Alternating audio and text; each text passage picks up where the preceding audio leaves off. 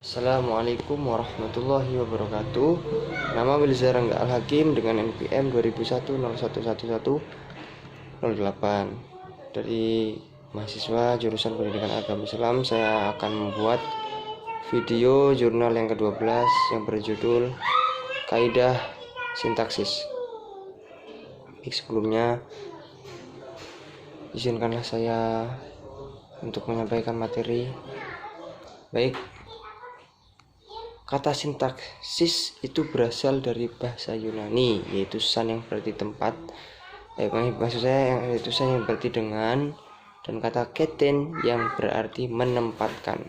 Jadi secara etimologi berarti menempatkan bersama-sama kata-kata menjadi kelompok kata atau kalimat.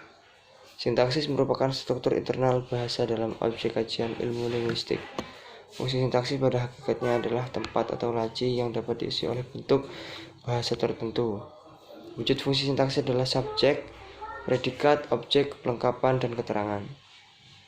Itulah, tidak semua kalimat itu harus mengandung semua fungsi sintaksis. Unsur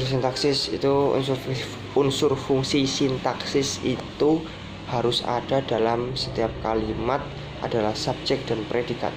Sedangkan unsur lainnya, objek, pelengkap, dan keterangan hanyalah sebagai penunjang dalam kalimat. Frasa juga didefinisikan sebagai satuan gramatikal yang berupa gabungan kata yang bersifat non-prediktif atau lazim, juga disebut gabungan kata yang mengisi salah satu fungsi sintaksis dalam kalimat.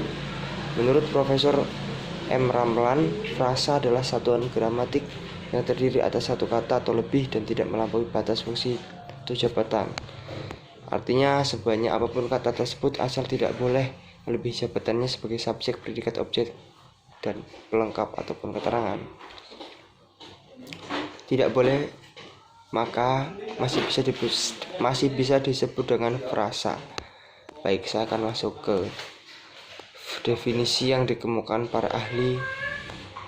Maksud saya, frasa juga didefinisikan sebagai satuan gramatikal yang berupa gabungan kata yang bersifat non-prediktif atau lazim. Bisa disebut gabungan kata yang mengisi salah satu fungsi dari sintaksis di dalam kalimat itu sendiri. Saya langsung masuk ke selanjutnya, itu adalah klausa. Klausa adalah konstruksi kalimat minimal terdiri satu predikat. Predikat ini boleh memiliki subjek, objek, pelengkap, ataupun keterangan. Secara definisi umum yang dikemukakan para ahli, klausa adalah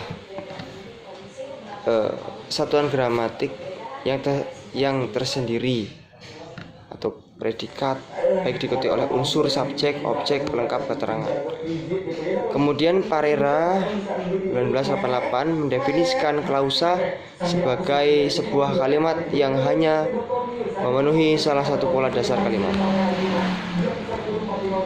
Itulah, saya akan masuk ke ciri-ciri klausa.